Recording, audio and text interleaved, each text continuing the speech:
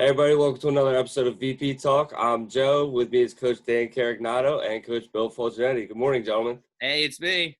Good morning, boys. How we doing? Get tired. I never get tired of saying, "Hey, it's me." By the way, like I say all the time. It's patented at this point. You're Danny. It's me, my phone.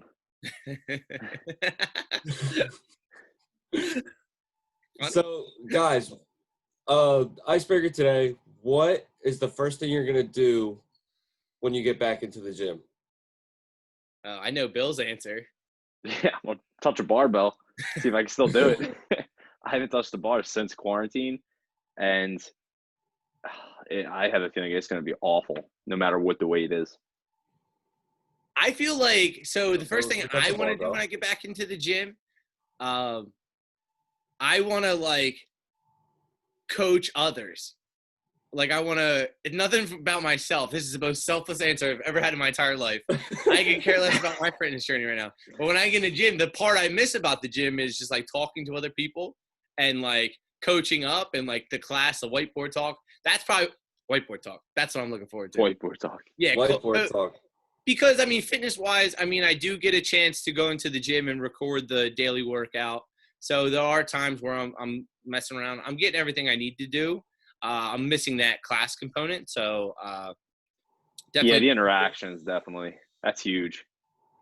You're missing everyone. You're used to seeing these people almost every day, and now, you don't see anyone. Maybe you talk through text or whatever, but none gets that face-to-face communication. The most consistent communicating I have is through Call of Duty, and that is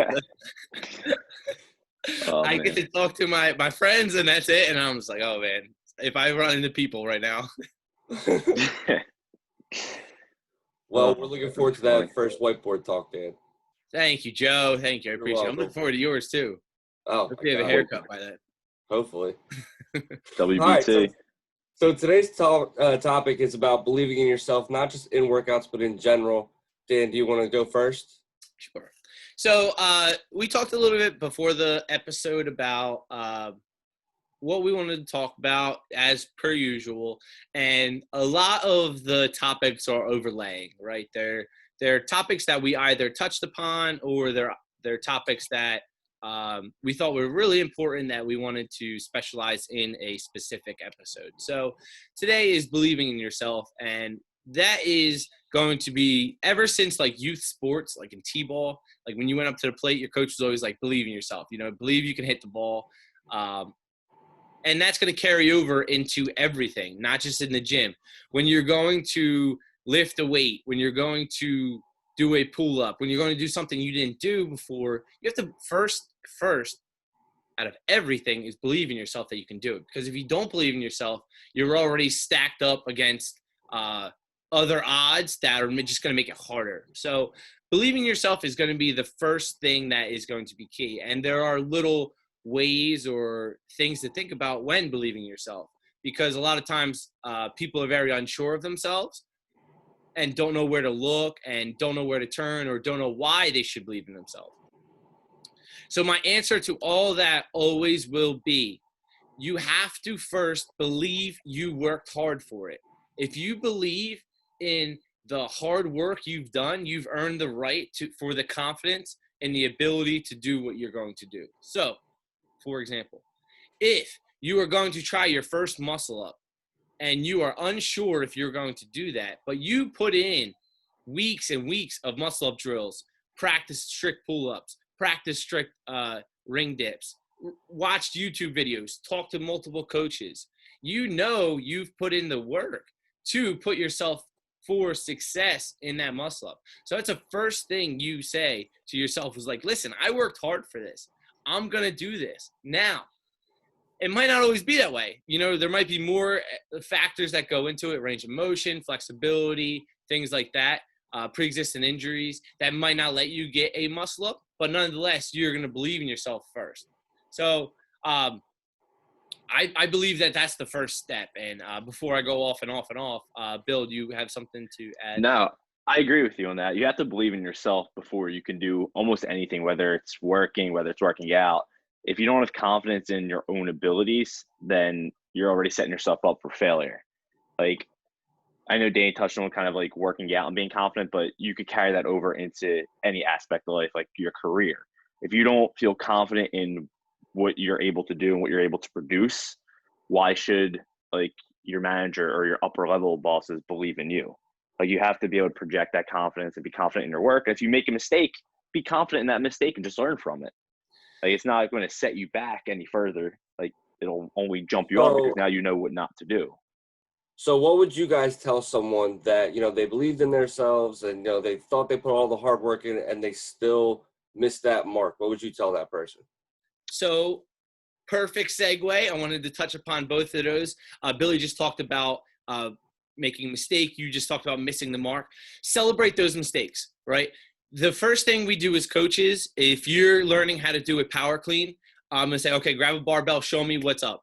Then you do it, and then I say, okay, here's what you can do better to improve it for next time. That's what coaching is. So you are visibly making a mistake, right? Or showing me what can be improved so I can improve it. So not in life, everything's not going to go right. We've talked about that.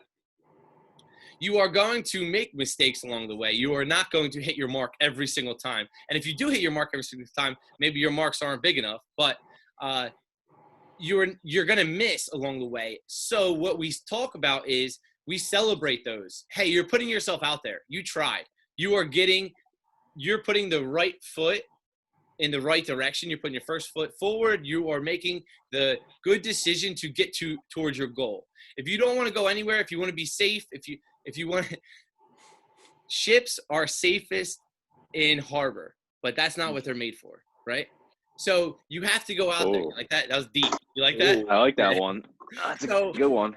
You have to put yourself out there in order to attain that goal. So what I would tell people is, again, believe in the hard work you've done, celebrate the mistakes you've made. You're putting yourself out there. Again, if you want to achieve nothing, do nothing. If you want to do something, the way to get better at something is to keep doing it over and over and over again.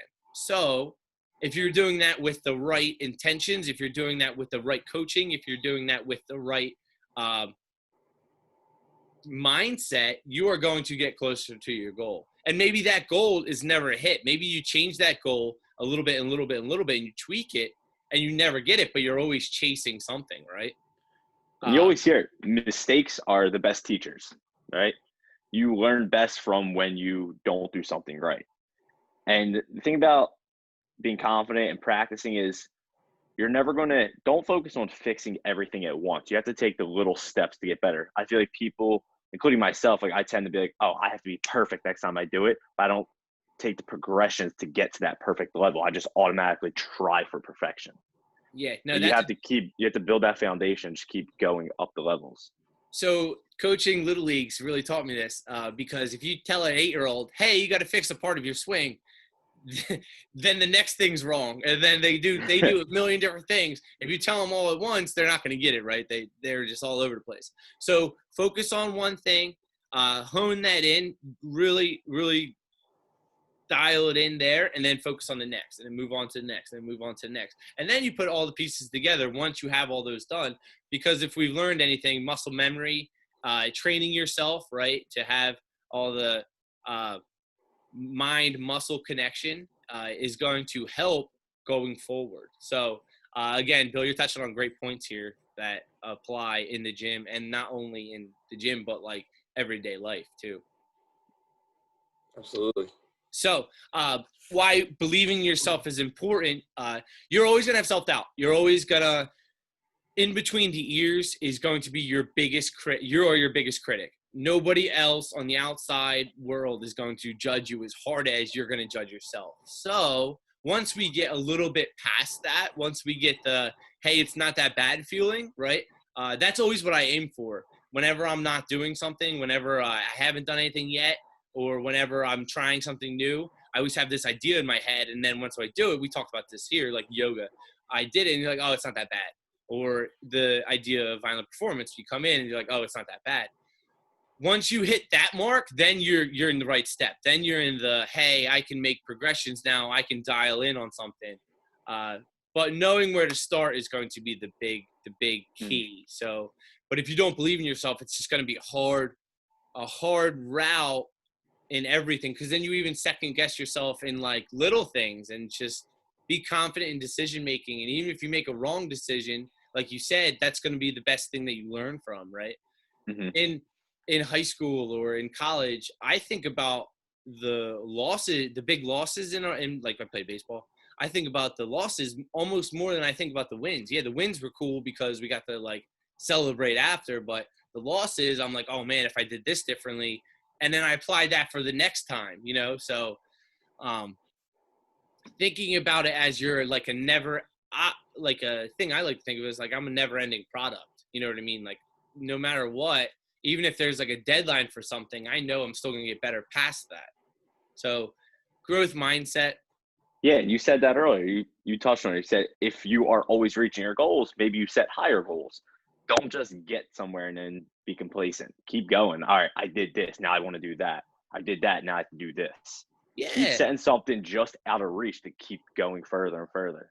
Matthew McConaughey has like one of the coolest speeches I've ever seen, where it said, "Who's your hero?" And he talked about one of his mentors early on asked who his hero was, and he said, "Me in 10 years." And the guy was like, "What are you talking about?" He goes, "I'm always going to want to chase the version I'm going to be myself in 10 years.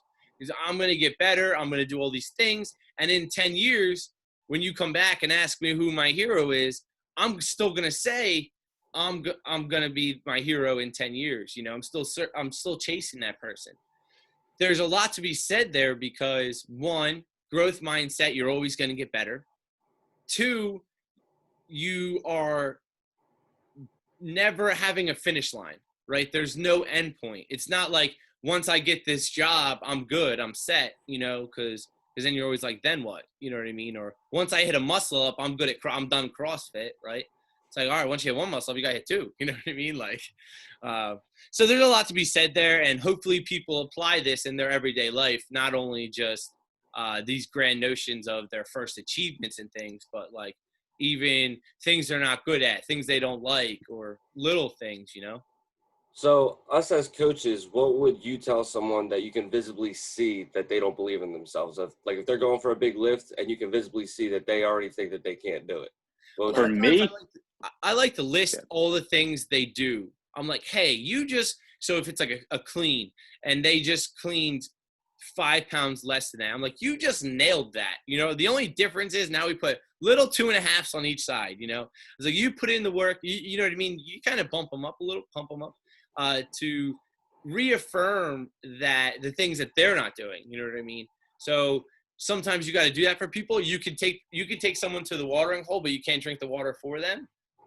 So just showing them the way. Bill, I'm sorry. I know I cut you. No, you're good. I can see. So a big indicator for me is when I see when people don't have confidence in themselves. I can tell by their facial expression and just their body language.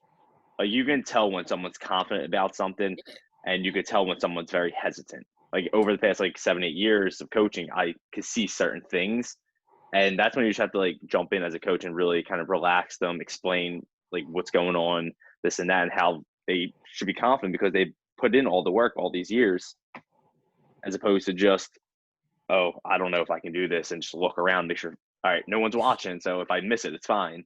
A Like, lot of times the gym and our lifts and our workouts are people's like sport. So we've seen that in sport and we know what that's like. So you just got to have talks with people. You got to say, like a coach would do to you when you're in Little League. If you see Jimmy, he's down 0-2 and he's shrugging his shoulders. Hey man, you know what I mean? You still got to have back here, you know? So you just got to talk to him. You got to, again, read body language. Sometimes you drop down in weight and then go back up and you're like, yo, it's not that bad, you know? So there's a couple different things people can do. But again, like I said, I can't believe in themselves for them, you know? If I could, I would. I'd believe in everybody because I love everybody. But yeah, it might sound selfish, but you got to put yourself first sometimes. You really have to believe in your abilities and what you're capable of. And if you're not at the level you're at yet, don't think you're never going to get there. That's what you got to keep practicing, keep grinding. yeah, good things take Because time. the game of life is not meant to be won, right? It's always played. There's always a next move, always a next turn. Ooh. No one's going to win at life, right? How deep is this episode right now? I- Wow. Elon Musk is Right. going to call us, I promise. Yeah, but Jeff Bezos. All right, maybe they won at life. They're good, whatever. But the majority of us, You, like, maybe, you always have a next turn. It's always coming back around to you. No, I Not agree. meant to I be agree. one. And I think that's important for people to hear sometimes, because sometimes they're like, oh, I have been complacent, or I have not done the things I really wanted to do. So if we can spark that fire in any way, you know what I mean, give you that like push to, I'll push people. If they got to start moving, I'll push them. You know, I'll like Michael Jordan, always quoting The Last Dance. He said, I pushed people that didn't want to be pushed, you know, so that's what leaders do. We're there. If you want to come with us, follow along, you know what I mean? It's going to be a fun journey in the self-discovery, self-growth, personal growth type stuff. So I love that when you say like that little spark, that little fire. If I just took a little spark right here and I put it in the wilderness, that spark would turn into massive flames, right? Yeah, absolutely. That's what it's about. Like you got to Yeah. start, get that little spark, and see what it turns into. Great podcast, great episode, guys. I think we really was good. put it on this one. I'm excited about this one. So a couple of things. We for rental equipment, we sent an email out asking for it back. We're gonna start doing our cleaning procedures on everything. So having everything back is the first step. Deep cleaning. We are gonna follow the protocols that are gonna be placed out. We have a plan in place as it is, but going forward, we'll be really specific on what to expect coming in. But I think people are going to be pleased with the due diligence we're going to take when it comes to our cleaning procedures. I thought beforehand we were pretty good. I thought we had some good members. Like a lot of members wipe down their stuff anyway, you know what I mean? But we're in a good spot with that. Yeah, we're going to have the hand sanitizers, the wipes. We're going to keep this gym spotless. Absolutely. And hopefully everyone else helps us do that as well. Just by wiping down their spots whenever they're finished. I'm excited to definitely to get back in there for my first whiteboard talk, like I asked Joey. So the whiteboard talk. All right, gentlemen. So if that's all we have for today, I'm just gonna say keep getting after it. You can follow us at 11 a.m. on Instagram. We are working out. Join our live classes. Give us a little shout out. Give us a little way to go, coach. You know. Wave, just wave. Yeah. I love the wave. You know I love it. Yeah. All right, gentlemen. Hey. Keep getting after it. MVP out.